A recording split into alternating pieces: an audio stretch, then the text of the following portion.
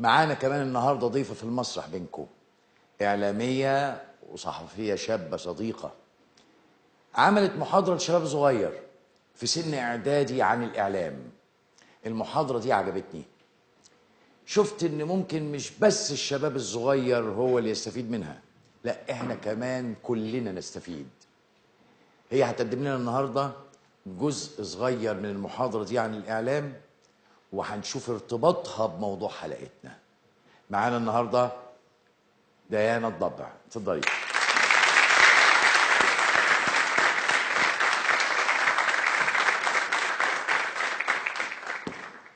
اتفضلي يا ديانا، هتقولي لنا تجربتك بقى في حكايه المحاضره دي.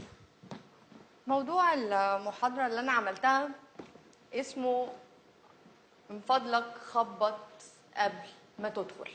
لا دي محاضره عن آداب السلوك واخبط قبل ما ادخل كده. لا مش بالظبط كده. أنا بشتغل في صناعة الإعلام بقالي أكتر من 10 سنين، وحبيت أقول من خلال المحاضرة دي للشباب إزاي يخلونا إحنا الإعلاميين نخبط على الباب قبل ما ندخل لهم. وخليني أبدأ وأفرجكم على صور قرية غريبة جدا. القرية دي موجودة في الهند، عندها قانون عجيب جدا، وهو ان ممنوع منعا باتا وجود اي باب قدام اي مبنى، سواء كان المبنى ده بيت او حتى لو كان بنك.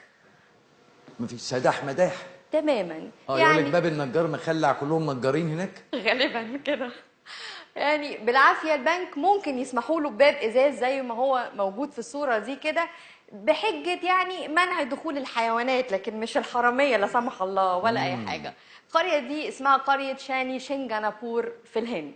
انا هي كاتينين ها هتشوتها. حضرتك مصري بتتكلم هندي طبعا.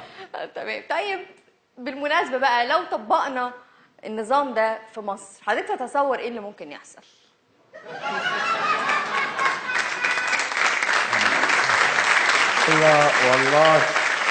والله مصر تبقى جنة للحرامية.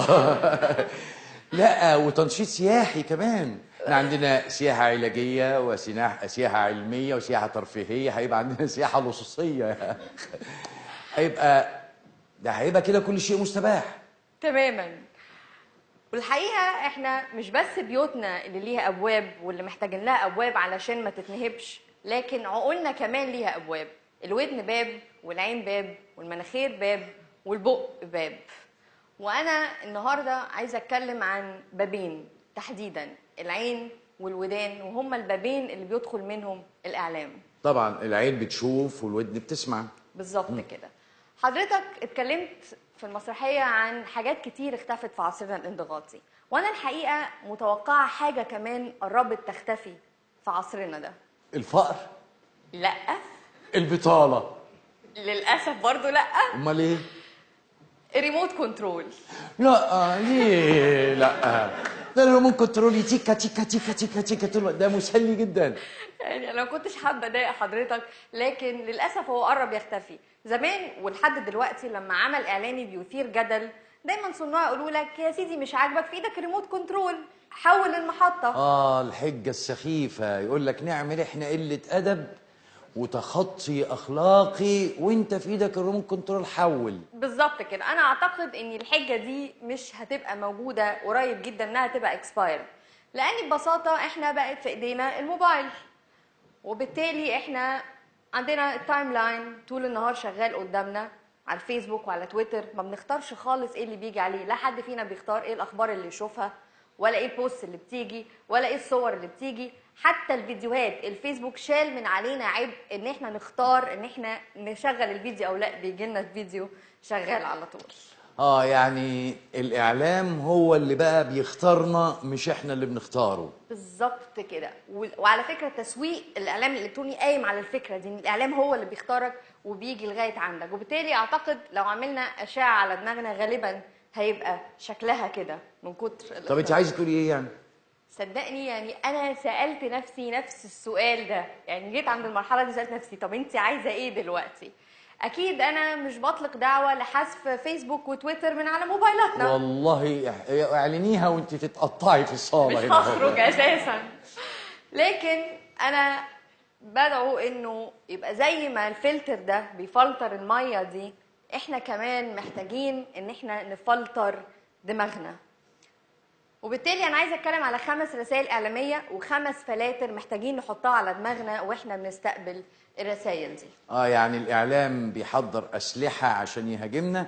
أيوة. واحنا عندنا 5 فلاتر ممكن ده سلاح في ايدينا نقدر نحمي نفسينا من هذه السموم. بالظبط كده. وفي نفس الوقت الاعلام هو زي الميه، احنا محتاجينه، يعني احنا دلوقتي في اعلام محتاجينه، لكن محتاجين نفلتره يعني عشان نحمي نفسنا من سلبياته.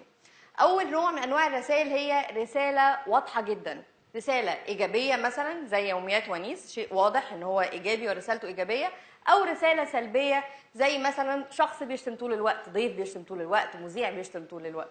شخص واحد بس؟ لا يعني هم كتير شويه، اكتر شويه.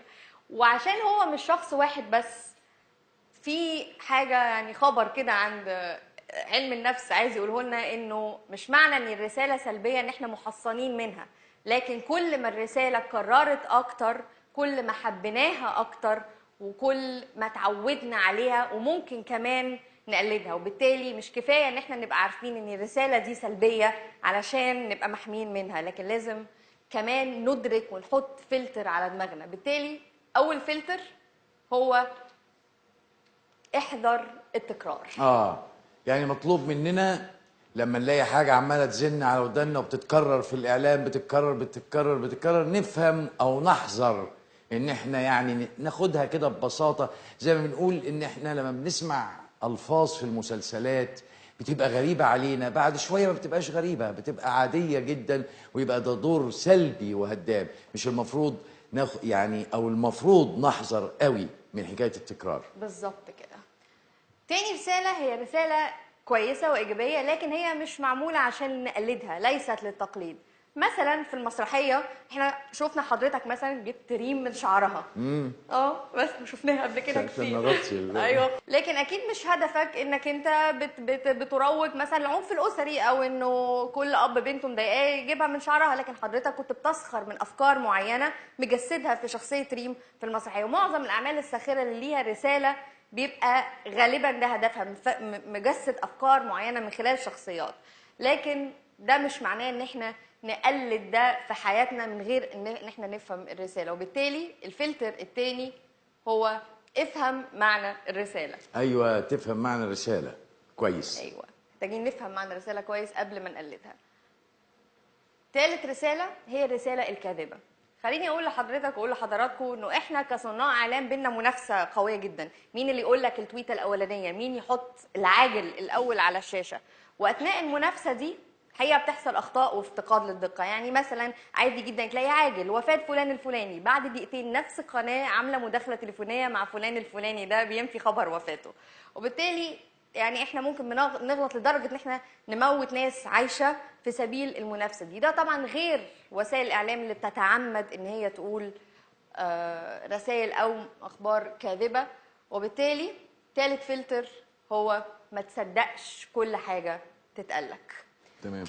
الرساله الرابعه هي رساله مش كامله، هو نوع من انواع برضو الرساله الكاذبه. مثلا اعلام يقول لك الرئيس نقطتين سنحقق تنميه شامله في 2063. هو الحقيقه الرئيس قال كده فعلا، لكن الاعلام اللي قال لك كده نسي يقول لك ان هو كان بيتكلم عن افريقيا، ما بيتكلمش عن مصر، بيتكلم عن خطه اتحطت اصلا سنه 2013، يعني من قبل اصلا ما ينتخب. رابع فلتر بالتالي هو دور على الحقيقه الكامله. لا، وكمان اعرف مين بيكلمك، شوف هدفه ايه من حذف الكلمه اللي اتحذفت علشان يوصل لك حاجه تانية. ده هيسهل جدا لما تعرف مين بيكلمك، هتقدر تتوقع ايه الجزء المخفي من الرساله. خامس رساله واخر رساله هي الرساله المبالغ فيها. احنا كصناع اعلام خليني برضو اعترف احنا ناس مبالغين، يعني احنا ناس اوفر بطبعنا. من اول الاعلان اللي يقول لك انه السمنه دي هتحل لك كل مشاكلك الاسريه، او الشامبو ده هيخلي حماتك تنبهر بيك وكده. طلع ايوه، بقالي 20 سنه بستخدمه هو نفس الشامبو مفيش. هو الاعلام يعني في جزء كبير منه شبه كده. برامج كتير بيبقى فيها مبالغه، يقول لك مثلا احذر القاتل الخفي في بيتك، فبعدين نكتشف بعد ما نقعد نتفرج على الحلقه انه بيتكلم على مثلا نوع من الجراثيم في احتمال 1 في المليون اللي يبقى موجود في بيتك.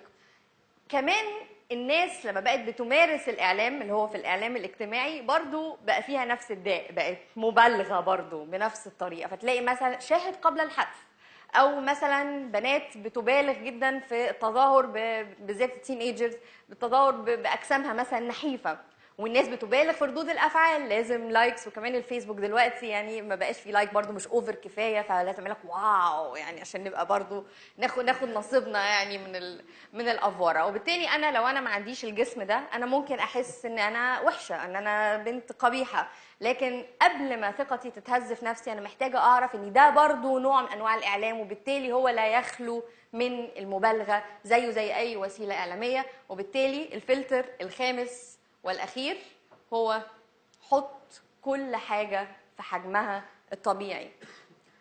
وبالتالي لازم نقول اعلام من فضلك خبط قبل ما تدخل. وعلشان اقول الاعلام كده ما ينفعش يبقى عقلي من غير ابواب، لان حتى لو في بيوت في بعض اماكن ينفع تبقى من غير ابواب، الا ان العقول ما ينفعش ابدا تبقى من غير ابواب او من غير فلترز. لازم يبقى في باب علشان ما يجيش حد يسرق منك لا الحقيقه ولا اخلاقك ولا مبادئك ولا ثقتك في نفسك. الحقيقه